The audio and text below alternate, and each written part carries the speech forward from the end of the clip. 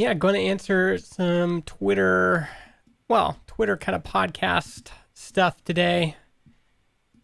Where's that tweet? I think I had it here. There we go. Yeah. Going to talk about this in a little bit. Let me just check my settings, make sure this is all working.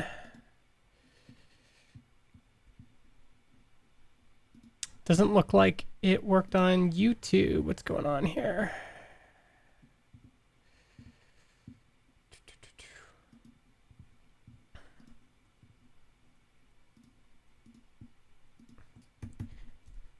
Okay. All right, live here. There we go. Yeah, is anybody here? If you're here, can you just say hello in the comments? Because otherwise, I don't know if the live stream actually worked. But here, let's check this out now.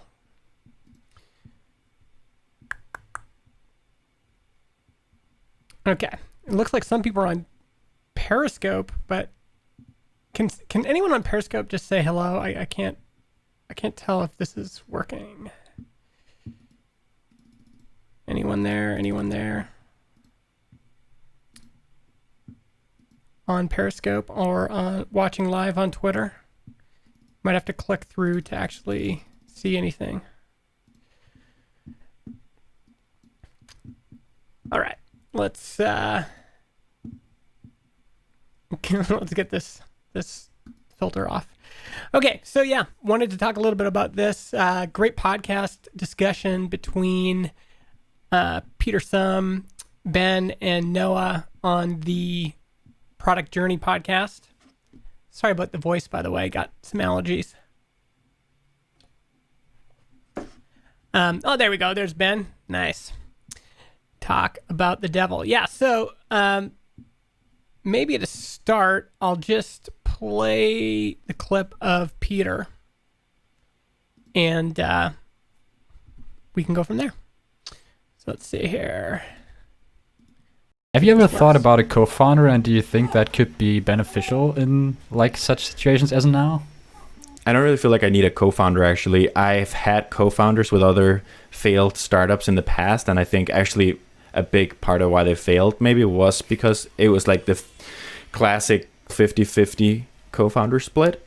Sometimes it just really hurts progress. Like what I always hear is one person just cares more than the other.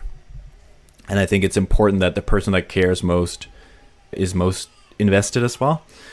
Basically, is the most expensive investor you're ever going to have. Like you're giving half your company potentially to someone else, which is like a lot. So I don't feel like I needed a co-founder necessarily. There are ways to hire early employees that are awesome, and I've been really lucky with doing that aren't necessarily co-founders, but like they care enough to feel like a co-founder at times. All right, so that's the clip, and clearly I've got something to say about it because John and I have a 50-50 split. It's like whenever somebody says something on the internet that is counter to your experience, you have to respond, right? So I actually agree with a lot of what Peter is saying here. He said, sometimes having a co-founder can hurt progress, and that's true. Sometimes one person just cares more than the other person, and you certainly want, if that's the case, you don't want there to be an uneven split of passion or of care. If one person is checked out, but the other person is, really invested in the idea, clearly that's not going to be a super nice fit. So yes, there's lots in, actually, maybe I'll bring this up. I'll just show you my screen here. Always got to be careful about this, but so yeah, sometimes it can hurt progress when one person, basically it's the most expensive investor you're ever going to have. You're giving half of your company to someone else, which is a lot. So I don't feel like a co-founder is necessary. There are ways to hire early employees that are awesome. So all of this is fine. There's that a lot of what he's saying is makes sense. Here's where I would. Here's the counterpoint. Man, I just got to get rid of this thing now. How do I turn this? So the counterpoint is, first of all, there are lots of examples of this, of co-founders doing even splits and that being successful. So I'm pretty sure that the Tuple guys, the trio, all have a third of the company. John and I have a 50-50 split. I believe that Paul Jarvis and Jack Ellis have a 50-50 split in Fathom Analytics. There are examples of 50-50 or even splits being fine. There are other examples of splits that are less equal, and those have worked out great too. I believe DHH and Jason Fried do not have a 50-50 split. If I had to guess, I'd say it was probably 60-40, but I don't know. The challenge is that for me and for John, the only way to get me fully invested and the only way for John to be fully invested is if we had equal shares of the pie. And some folks, that might not be a big deal to. Some folks, the division of talent and audience and experience and connections and all of those things, maybe it's just clear. Like maybe with Jason Fried and DHH, David was quite a bit younger than Jason, had less experience. Jason had, all of the audience with 37 Signals. David was just starting his programming career. Maybe in that case, it was more clear cut that there should be less of a share. So this is going to depend on every situation. And clearly, anytime you're partnering with anybody, whether it's a romantic partner, a business partner, anything, a tennis partner, if you are unequally matched, or if there's all sorts of things that can happen with human beings, right? We are we are fragile creatures, and so that you're right. There's no guarantee that just checking the box of co-founder and then checking the box of 50-50 split is going to automatically ensure that everything's great. But the one thing I can tell you for sure is that in the beginning you might be able to find employees that have a lot of passion, but nothing equals the passion of someone who has some real stake in the company. And there is nothing, and I'm not saying this is perfect. I'm not saying that even John and I's partnership is going to last forever, or that, it could all end in a big ball of flames. But there is nothing that compares to having two partners who are fully bought in, who are fully invested in the success of something, and having 100% share of a company that does very low revenue is not as good as having a 50% share of a company that is doing very well. So again, that's not going to be everyone's situation. Choosing a co-founder is a very serious thing that shouldn't be taken lightly. You shouldn't just, I just saw this the other day that someone was tweeting. I think there was an article going around that, somebody was saying, they had partnered up with somebody they didn't really know. And yeah, there's lots of potential problems. But there is a lot of upside too. Meaning, I don't think John could have done alone with Transistor what we've done together. I certainly could not have done what we've done with Transistor alone without John. It took both pieces coming together. We say it's like Voltron. We are way stronger together than apart. And that scenario for us was better than going it alone. And I've had solo enterprises in the past that did okay. Solo enterprises that failed. I have other partnerships that did okay. Partnerships that failed.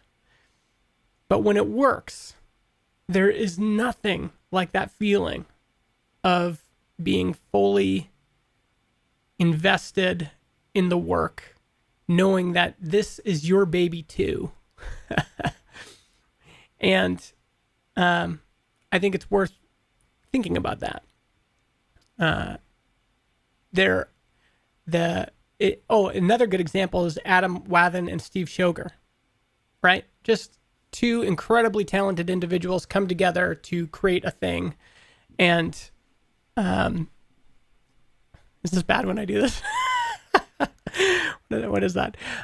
Two incredibly talented individuals, like when they come together, there's nothing like that. Maybe I'll play that clip again let's watch it again. I don't know if anyone has any comments on this, but let's play that again. See if it jogs anything else in my memory.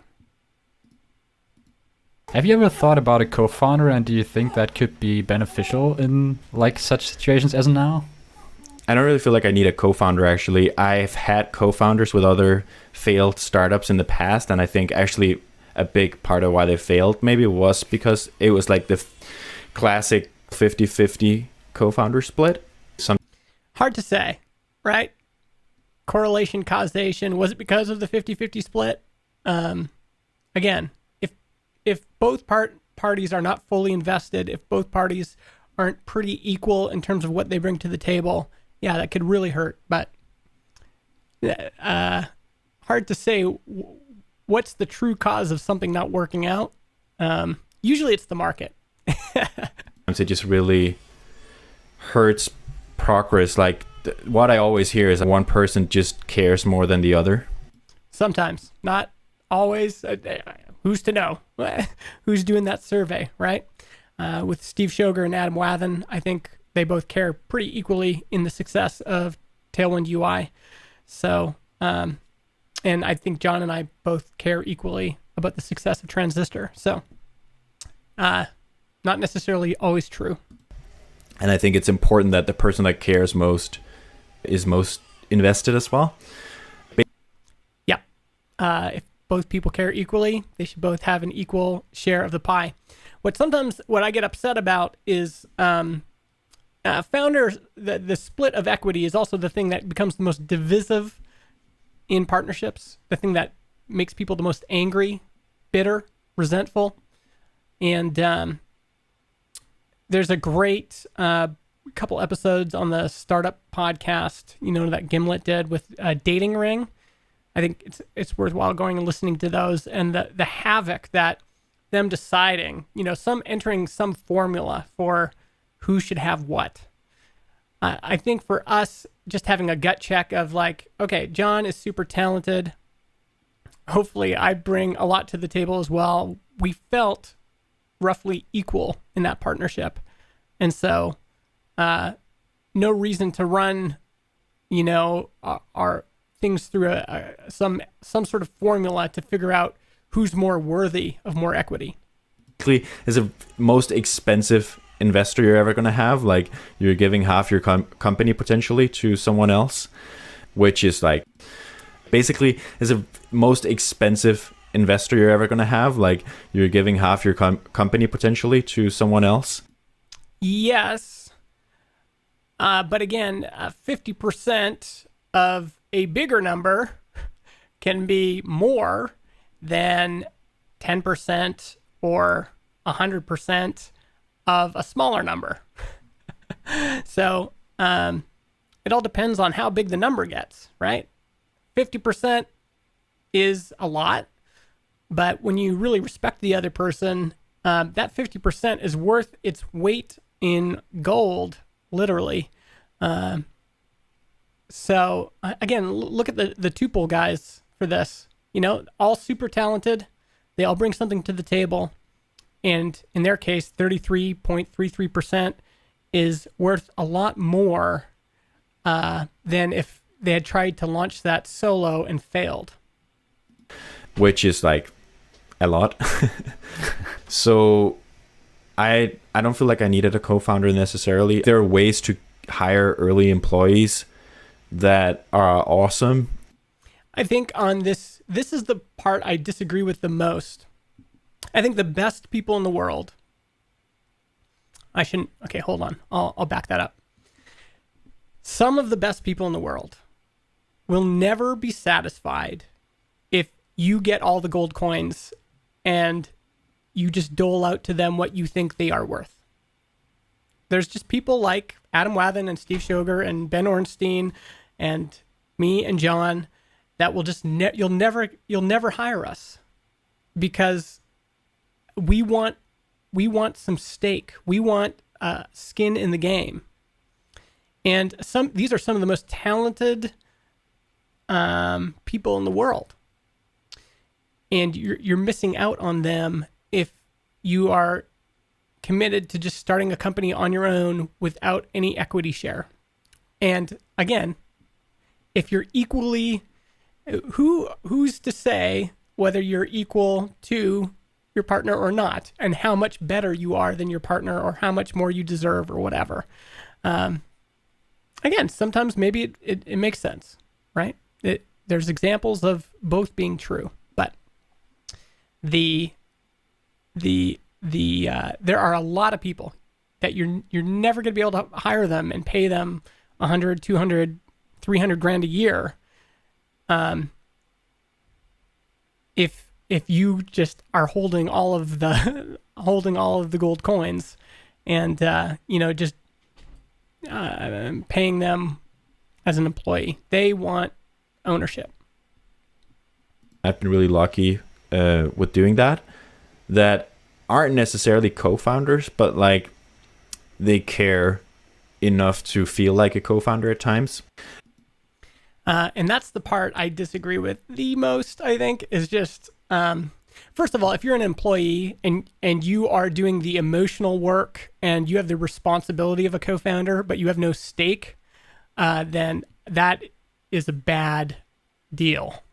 And I've been there before, and I think a lot of people have been there before, where they take on the emotional weight of, they're essentially taking on all of the emotional weight of being a co-founder, but they don't get any of the equity. And so I think that part I don't like at all. I disagree. You can get great employees, but at the end of the day, they have to be employees. They don't have to share any of the burden of any of that high level stuff that an owner is supposed to, have on their shoulders. As an employee, you get to leave that alone, right? If you want someone to share the burden, all of that emotional weight of responsibility, ultimate responsibility for the success of something, then they have to have a stake. And again, there's a lot of people who will not take on that responsibility unless they have an equal stake. Anyway, that's just a few thoughts. Again, I actually agreed with a lot of what Peter had to say. I think it's worth checking out the whole interview. They talked for quite a while on this topic and other topics, and I was pretty impressed. Any comments on that before I go or I move on? Okay. Maybe it's worth, while I'm live here, maybe it's worth just doing one more clip and talking about that. And again, if you are in the chat, just say hello. It's nice to hear you. I see John here. Nice to see you. Not sure if... yeah. Okay, so let's load another clip here. Here we go.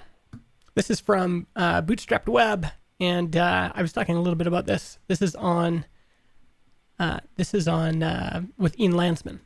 I'm not a big fan of the setup fee because to me, software is all volume. You're only ever going to convert a few percent in software. No matter how good you get that onboarding, you're not going to convert 50% or 60%. Doesn't happen for anybody, anywhere. I mean, we have people who paid us literally for 15 years, hundreds of thousands of dollars. We don't ever hear from them. All right. There's just so much in here I want to talk about, but now I've just got Ben going back to that other the other topic. So let's put a pin in this and let's just go back to what we were talking about here. So I'm not sure what you mean, Ben, when you say, hearing again, it feels like it's a bit too much about the money almost. So yeah, I'm not sure what you mean by that. Maybe just clarify. I mean, a lot of this is about money. We're deciding, how are you going to be compensated for the responsibility, emotional labor, actual labor, talent, skill, experience that you've built up over decades, connections, network. How are you going to be compensated for that? And equity is part of it because it has some sort of value. Like right now, John and I pay each other the exact same amount. It's equal. And if the company gets sold for 35 million, 36 million, that's easier to divide into, we will both get equal share, right?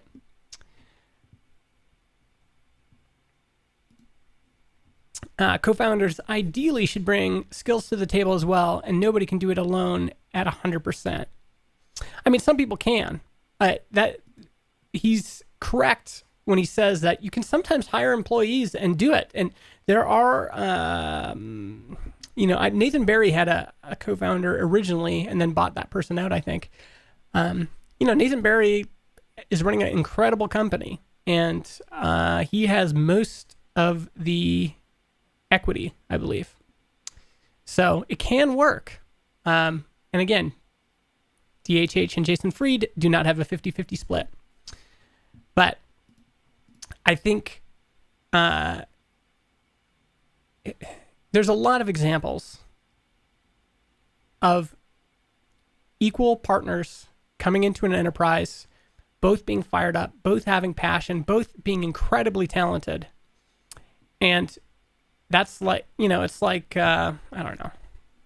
It's like Tony Hawk and Michael Jordan coming together for a partnership. Like, who's worth more? Who's got more clout? You could maybe calculate that, but at the end of the day, it's like, okay, we're both top of our game. Let's partner up, 50-50 split. Let's do it. I think there are cases, if you can find the right person, and surprisingly, lately, it's a lot of developers are saying, man, I just need to find a marketer. They're looking for someone like me, which is refreshing. Because sometimes it feels like, that for a while that was maybe not valued as highly as it should have been. But, if you're a developer and you're super good at developing products, but you're not great at bringing it to market, and you've known someone for 3 years, 4 years, 5 years, a decade, and you trust them and they are equally skilled, then yeah, maybe it's a good idea to investigate a partnership and what that would mean. And being prepared for it to not work out. That is absolutely a possibility. Yes, I'm almost certain Jason Fried has more. Let me see if I can find it.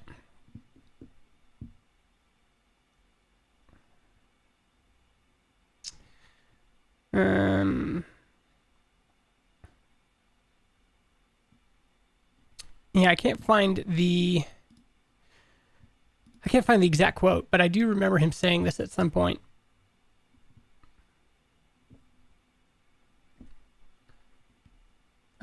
If I find it, Gilles, I will I'll post it, but I can't find it right now. All right. So any other comments on that before I move on?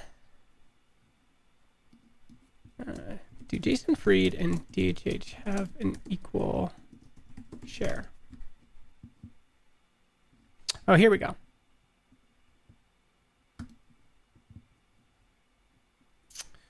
Let's see what he says here.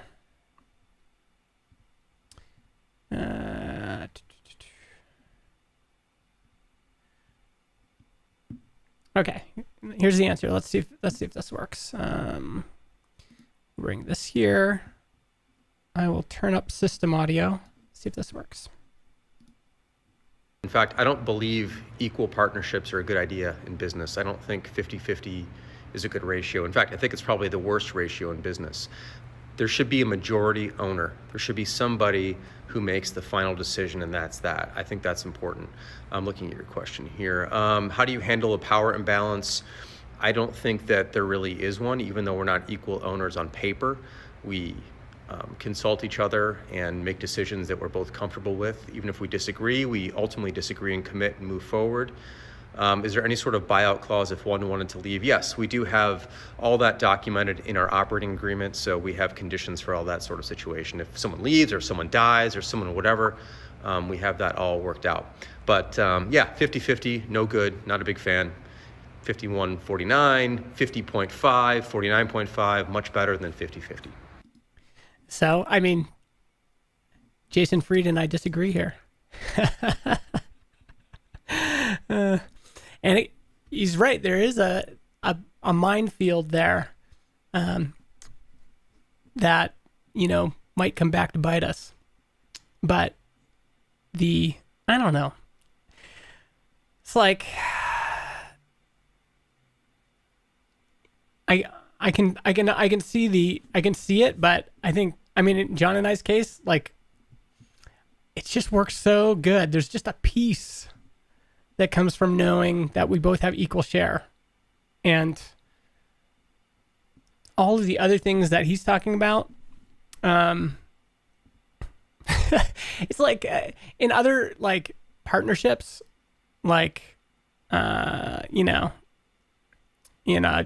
dating relationship, like does someone have to have a greater share than the other person and a bigger voice? The ultimate, like somebody has to be the ultimate decider. It does make things harder. I'm not saying that, but I don't know. There's something just so nice and clean about a 50-50 split. But in his case, he's saying 51-49. Okay, sure, fine. 51-49.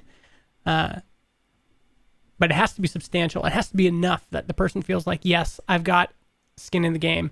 And no more of this shitty like 70-30, 60-40 for two people who are equally talented, equally motivated, equally experienced, but some algorithm decides that one person is worth more. And, you know, part of me is saying this because often in the past, this was the technical co-founder was valued more in VC land. I think that's bullshit. Cool. I don't know. Should I go through that other clip quick? What do you think? Is this helpful? All right, let's go through the Landsman clip. Feel free again if you want to comment on anything I just said.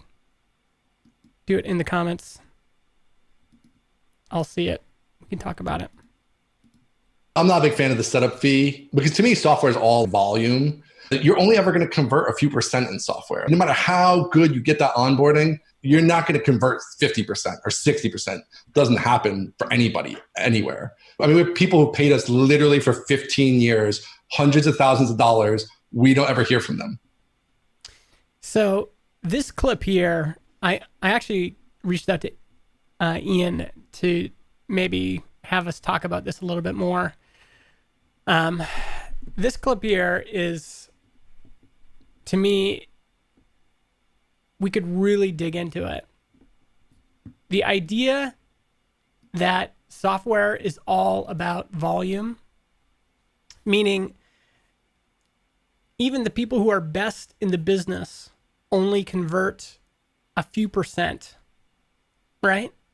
You've got total visitors, and then they convert to trial, and then of those trials, hopefully you're going to convert some to paid, and of those people who are paid, hopefully more people stay than leave every month, and your churn is relatively low.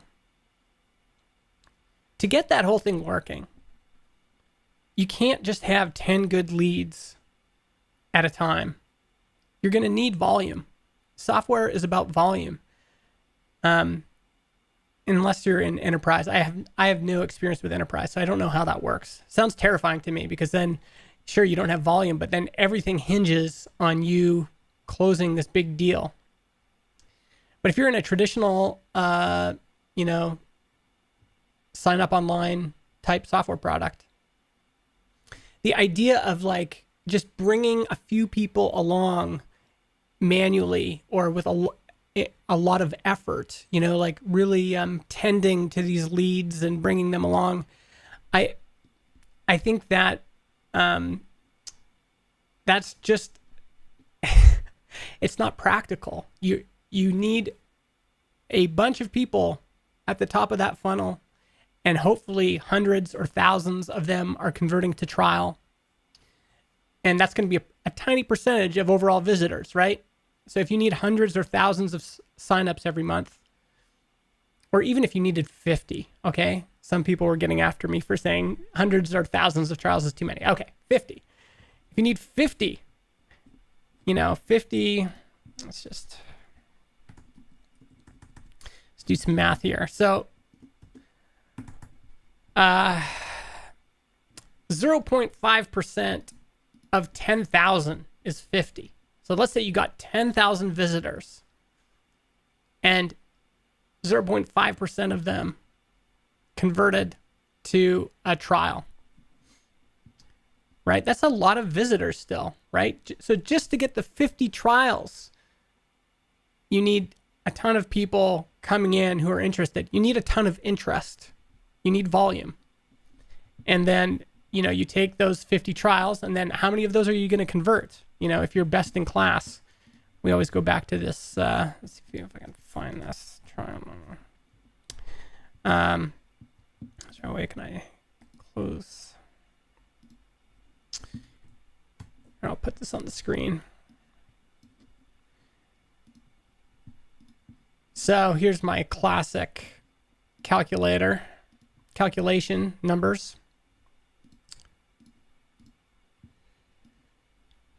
So, if you have credit card up front, 0.75% to 1% conversion from visitor to trial to paid, 40 to 60%. No credit card up front, you should be converting at least 5% of your visitors, and then trial to paid would be 88% to 20%. So this is a volume game. You need something you need a market or a demand or something that people want so bad that hundreds or thousands of them will sign up. And that if you're going to get hundreds or thousands of people to sign up every month, then you're going to need thousands of visitors, thousands of people who are interested enough to visit your website. And if you're not getting that kind of volume, then the market is going to be difficult. It's a numbers game. And for some reason, I don't know if it's, again, this is why I don't like the word niche. I know there's some semantics around it, but the idea that you could have a small number of people looking for something every month, like if search volume on Google is just like in the 20s every month or the hundreds every month, it's going to be hard to get to the numbers you need once you go through this whole funnel here, right? So I think Landsman's point here is that software's all volume. And if the market you're in or the category you're in or the thing that you're providing doesn't have that much interested people who are looking for it, it's going to be very difficult. Or at least enough interested people who are currently, cobbling together some sort of manual workaround, and they're just desperate for an automated solution. As long as there's sufficient numbers of those people looking, searching, and then landing on your website and signing up for a trial, then you'll be okay. But you can't fish in a pond that's too small. If the pond is too small, you're not going to catch enough fish. Let's see what. I agree 50-50 is best. This is back to our partnership discussion, co-founder discussion. As long as you have the conversation about what happens if someone wants to leave or isn't committed 100% down the road, as long as you have that conversation, all good. Yeah. Yeah, and there's ways to do that, right? You can have reverse vesting, which is what we did. Exit clauses, how does someone get out? All that stuff is part of the conversation. Also, just make sure you've got a strong foundation, but of course, all of this is messy. Like, maybe DHH really resents Jason for having more share. Like, maybe DHH should be the king, right? I'm just these are the kinds of thoughts and things that people have. We're human beings, and so the idea that you could that you're going to find the perfect system and then there's going to be no problems is just folly. Definitely make the best decisions you can. Make them solid. Do your due diligence. Don't just run into things. Don't sign documents too quickly. Don't give away half your company on a whim. But maybe you should partner up with someone and give them half or 49%, All right. I think we are good. Oh, I see Peter just saw this now. I'm not sure if he's watching. Anything else we should talk about while I'm here? Anyone else have anything to say? Thanks for I see folks on Twitch. By the way, how's the latency on Twitch? Is my lips and audio matching up? Where's my used to have how's my audio? Yeah, I don't have that anymore. Thanks for the folks on Twitter and Periscope. YouTube, I see that too. Oh, nice. Good on Twitch. Beauty. Beauty. Beauty. Anyone else have anything else to they want to talk about? Questions, comments before we leave for the day?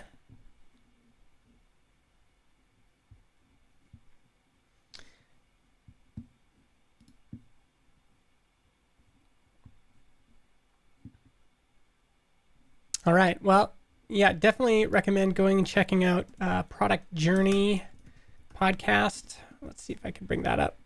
Product Journey. I might as well bring up Bootstrapped Web as well. So yeah, if you want to listen to either of those, go check out, here's productjourney.fm. And this is the episode we were just talking about, the Building Branch with Peter Sum. Yeah, really great conversation. And Bootstrap Web, the episode with Landsman, so good. Talking Shop with Landsman, they're bootstrapweb.com.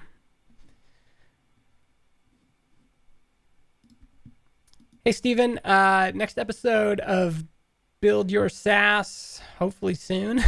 To be honest, I haven't been feeling great just personally, and so haven't been able to kind of like pull myself together to do an episode with John. Hopefully that changes.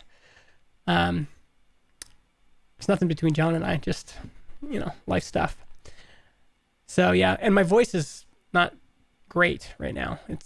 I don't know if it's allergies or what, but I keep waiting for me to sound better.